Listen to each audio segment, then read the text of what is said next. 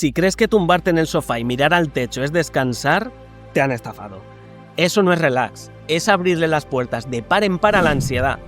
La ciencia ha descubierto que al no hacer nada, tu cerebro no se apaga. Lo llama red neuronal por defecto, y se trata de ese modo zombie que conoces también, el piloto automático.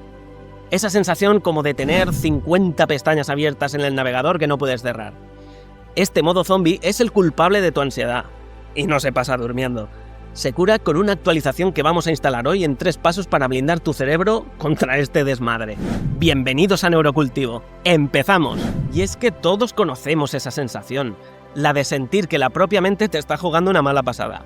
Ese ruidito de fondo constante que nos agota y nos revienta la concentración. Es como si tu navegador de internet tuviera 50 pestañas abiertas a la vez. Así está tu cerebro con un jaleo de loco, saltando de una cosa a otra con 1000 procesos abiertos. ¿Y qué ocurre? Pues que el sistema va lento, te funde las energías y por mucho que intentes abrir un programa nuevo, todo va a tirones.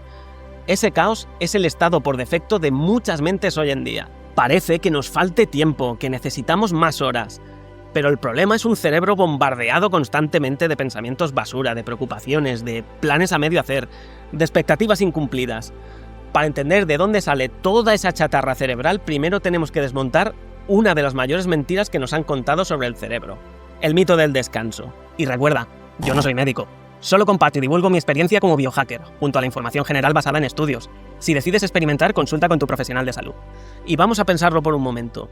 Cuando nos tumbamos en el sofá, miramos por la ventana o simplemente intentamos dejar la mente en blanco, ¿qué está pasando de verdad ahí dentro? Parece que el cerebro se esté apagando para ahorrar energías, ¿no? Pues aunque la lógica nos haga pensar justo eso, resulta que es un engañoso disfraz, porque la ciencia ha descubierto, irrefutable y gráficamente, a través de las resonancias magnéticas, que ocurre justo lo contrario. Cuando no nos centramos en algo concreto y divagamos, resulta que se activa una red neuronal específica que consume una cantidad de energía obscena. Y esto no es algo nuevo. Como vemos aquí, todo empezó a finales de los 90. Los científicos se dieron cuenta de algo rarísimo. Había zonas en el cerebro que se iluminaban como una feria justo cuando los voluntarios del estudio no estaban haciendo nada. Vamos, estaban totalmente empanados. En 2001 se le puso nombre, red neuronal por defecto o DMN. Pero la bomba llegó en la década de 2010, cuando se empezó a ver que la hiperactividad de esta red estaba directamente relacionada con la ansiedad y la depresión. Curioso. Pero bueno, eso de red neuronal por defecto, además de ser muy largo, suena a rayos. Para simplificarlo, vamos a llamarlo el modo zombie. Y el modo zombie es como la configuración de fábrica del cerebro, ese piloto automático que toma los mandos en cuanto soltamos el volante de la atención. No es algo elegido, se enciende solo. Y como vemos en esta imagen, no es una idea abstracta, es un conjunto de carreteras y ciudades dentro del cerebro, regiones físicas que están conectadas entre sí. Lo importante aquí es entender qué es la infraestructura que usa el cerebro para pensar sobre sí mismo. Y ahora viene lo curioso. En principio, las funciones de este modo zombie son increíblemente útiles. Están ahí por algo. Nos permite recordar cosas que nos pasaron, planificar lo que vamos a hacer, pensar sobre quiénes somos e incluso intentar ponernos en el lugar de otros. Son funciones cognitivas de alto nivel, aunque no lo parezca. Entonces, si es tan importante, ¿dónde está la trampa? Pues la trampa es que esta red tan sofisticada también se puede convertir en un absoluto sabotaje. ¿Y cómo es posible que algo diseñado para recordar el pasado y planificar el futuro acabe convirtiéndose en una máquina de generar ansiedad? La respuesta está en su relación con la red que usamos para concentrarnos. Son como un balancín. Cuando una sube, la otra baja. Y el problema es que el modo zombie es el que está arriba por defecto. Si no hay una tarea que nos obligue a concentrarnos, la mente vuelve, de forma automática, a ese estado de caos y divagación. Y ahí está el sabotaje. ¡Maldita sea! El otro día estaba especialmente inspirado, pero fue suerte. Se van a dar cuenta de que soy un fraude. Se van a dar cuenta de que tengo el talento de un caracol trazando su propia baba.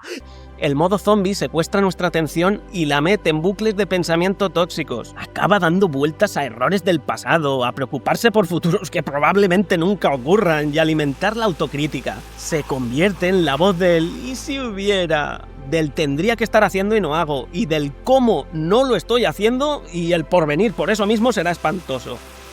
Acabamos de diagnosticar el problema. ¿Qué hacemos ahora con esta información? Entender este mecanismo desde luego es liberador. como si de repente te dieran el manual de instrucciones de tu propia mente. Saber que el modo zombie existe y cómo opera nos da poder para reconocerlo cuando aparece y decidir si queremos que siga al mando. Para impedírselo, vamos a hablar de cómo actualizar el cerebro para pararle los pies a ese ladrón de la atención. Una mejora física, real, tangible. Lo primero que tenemos que desmentir es eso de que a partir de cierta edad el cerebro es lo que es, inmutable. Como si ya estuviera todo grabado en piedra. Menuda trola. Se acabaron las excusas. Esa idea de un cerebro fijo y estático ha quedado totalmente obsoleta y desacreditada por la ciencia, lo que nos abre un campo de juego totalmente nuevo para elevar nuestro potencial. El salvador que cambia absolutamente todo es la neuroplasticidad, y nos deja un pozo muy esperanzador. Vamos a ilustrar por un momento el cerebro como un músculo. Puede cambiar, pero cambiar físicamente, ¿eh? Se reconfigura y recablea a sí mismo según las experiencias, los pensamientos, el entrenamiento, y es pura biología. Lo que no se entrena, se atrofia. Lo que se machaca, crece. Y claro, si el cerebro es un músculo, lo que necesita es su gimnasio particular. La lógica es insultantemente simple. ¿Cuáles son las herramientas de ese gimnasio? Y el gimnasio mismo. Pues esas pesas son herramientas como la meditación y el mindfulness. Este último es una técnica de meditación que se basa en poner total atención a los estímulos del presente. El gimnasio para meditar sería un lugar tan sencillo como la cama, el sofá o una simple esterilla de yoga. ¿No me crees? No te culpo. Con tantas corrientes New Age y movidas pseudocientíficas, al final ya no sabes ni qué tiene respaldo científico real ni qué no. Así que vamos con esta revisión sistemática de noviembre de 2024 publicada en Biomedicines que nos brinda hechos observables y medibles. ¿Qué es lo que cambia físicamente ahí dentro del cráneo cuando se aplica todo este tipo de entrenamientos? Observa, la ciencia confirma que estos cambios no son un placebo, son modificaciones físicas medibles y duraderas en la mismísima arquitectura del cerebro. Esta es la primera gran ganancia de nuestro gimnasio mental, el aumento del grosor cortical. Y es literalmente la cantidad de materia gris que tenemos. Y más materia gris en el córtex prefrontal se traduce en más potencia de procesamiento para cosas como la toma de decisiones o la concentración. Y es que un córtex más denso, más robusto, es mucho mejor gestionando el estrés y las reacciones emocionales. Es una mejora estructural que en la práctica blinda contra el ruido mental y las distracciones. Y aquí va el segundo beneficio clave: domar, cabalgar la amígdala. Esa alarma que en el día a día salta por cualquier cosa, inundándolo todo de estrés y ansiedad. Pues este entrenamiento mental le baja el volumen. En la práctica, ¿esto qué quiere decir? Pues que la respuesta de lucha o huida deja de activarse por tonterías, ganando un mayor control sobre las reacciones, lo que permite mantener la cabeza fría y pensar con claridad cuando la presión aprieta. Y estas dos mejoras que hemos visto no son mejoras aisladas. Un córtex más denso es como un filtro de spam para las distracciones. Una amígdala calmada evita que el pánico secuestre nuestra atención. Y la combinación de ambos, esa es la fórmula perfecta para una concentración que se expande sin obstáculos y un estado de alerta que no se viene abajo. La evidencia es irrefutable. El cerebro no es una pieza fija, es un hardware que podemos actualizar. Hay que desvincular la práctica en sí de la meditación de esa aura religiosa o mística. No es magia ni creencias ancestrales. Esto va de datos, de biología, de resultados medibles. Pero vamos con otro tipo de estudio, que viene a ser un resumen de muchísimos otros estudios. Y con otro tipo de estudio me refiero a que en vez de medir esos cambios estructurales en el cerebro, ahora nos vamos a enfocar en los beneficios tangibles que se desligan precisamente de esos cambios cerebrales con la práctica de la meditación. Y lo que nos dice es que la práctica del mindfulness o atención plena es la práctica de centrar intencionadamente la atención en el momento presente, observando pensamientos, emociones y sensaciones físicas sin juzgarlas, permitiendo una mayor conciencia y una respuesta menos automática ante la vida. Dame todo lo que lleves, plieguecitos. Mira, normalmente te habría reventado la cabeza sin más, pero he tenido una meditación muy reparadora. Mejora la calidad del sueño de una forma estadísticamente significativa también. Y no es placebo, son resultados reales y contrastados. Más concretamente, estos resultados se centran en dormir más y mejor, necesitar menos medicación, de bajar los niveles de cortisol, es decir, la hormona del estrés, y de gestionar mejor las emociones.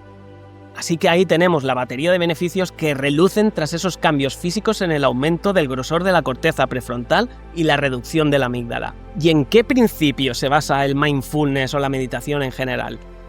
Pues el primer pilar fundamental es lo que llamamos el ancla. una herramienta de respuesta inmediata para gestionar picos de estrés justo cuando están ocurriendo. No hablo del típico, pues respira hondo y ya está.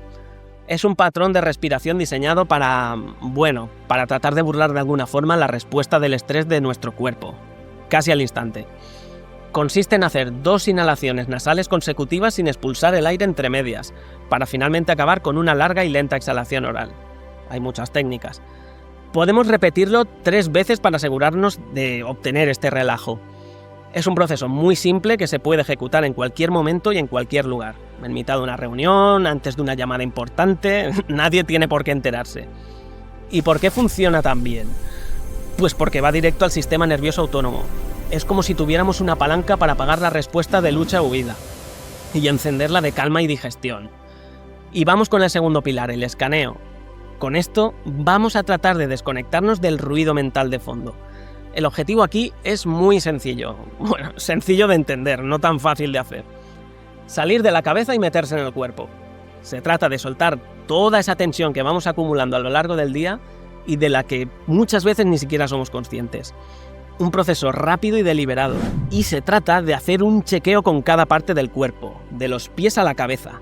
Y al notarla, darle permiso para que se relaje, para que suelte el peso físico del día. Por ese mismo orden como se ilustra en la imagen gráfica. El objetivo es que el cuerpo se sienta completamente sostenido, a gusto, a través de ese acto de dejar de tomar el control y simplemente permitir que el cuerpo esté, sin rigidez, sin intenciones, sin prepararlo para una guerra. ¿Y la ciencia detrás de esto? Al enfocarnos en las sensaciones físicas, interrumpimos la red neuronal por defecto de la que os hablaba al principio, el maldito modo zombie. Y al desconectarlo, sobre todo si lo hacemos antes de dormir, cortamos de raíz el ciclo de pensamientos ansiosos. Y vamos a por el último pilar, el foco láser. Este es el entrenamiento de fuerza, donde de verdad se construye una mente resiliente, atenta y robusta. Un entrenamiento mental. Cada vez que la mente se va y la traemos de vuelta, estamos haciendo una repetición que fortalece el músculo de la atención. Y no es una metáfora. La ciencia detrás de esta práctica nos arroja a la cara cómo cambia la función del cerebro, aumentando la conectividad en zonas de control y reduciendo la reactividad a respuestas de estrés. Se trata de entrenarse para poder acceder a ese estado óptimo que ya tenemos disponible desde dentro. No es nada mágico, simplemente desbloqueamos un potencial que ya existe en nosotros. ¿Y cómo nos traemos de vuelta para entrenarnos en esto? Primero identificando cuándo estamos divagando y en ese momento ejecutar el ancla. En esto cada disciplina tiene su truquillo, aunque el ancla más común en la meditación y el mindfulness es centrarse en la respiración o en los latidos del corazón, por ejemplo. Son formas de darle a nuestra atención un marco sencillo por el cual moverse, como el conejo persiguiendo la zanahoria para no perderse en la miríada de pensamientos. La clave es la consistencia. Al principio nos costará muchísimo desviar nuestra mente errante, y cuando la traigamos de vuelta, pasará un tiempo muy breve en la jaula y a la mínima, ¡fua!, se volverá a escapar. Pero con perseverancia, ese gimnasio da sus frutos y vamos aumentando ese tiempo en la que conseguimos mantenerla a raya, cautiva, para que no nos sabotee. Y sus intentos por escapar se irán reduciendo en número también. No es magia, se trata de una higiene cerebral diaria. Si quieres profundizar con sesiones de meditación guiadas y demás, hay montones de canales en YouTube en los que se ofrecen meditaciones guiadas que pueden ayudarte a tripular esa atención y calma justo antes de irte a dormir. Además de la meditación, podemos atacar a los saboteadores del sueño desde otros ángulos para mantener esa higiene. Te dejo por aquí este vídeo en el que te hablo específicamente sobre la higiene del sueño por si te interesa. ¿Cuántos de vosotros sentís que estáis demasiado empanados? En este vídeo también hablo de esto. Puede que TikTok tenga mucho que ver. Si os ha gustado mi contenido, lo que sí que te pido es que me des un fuerte like, te suscribas y lo compartas. Suscríbete, a ver si deja de decirlo el pesado.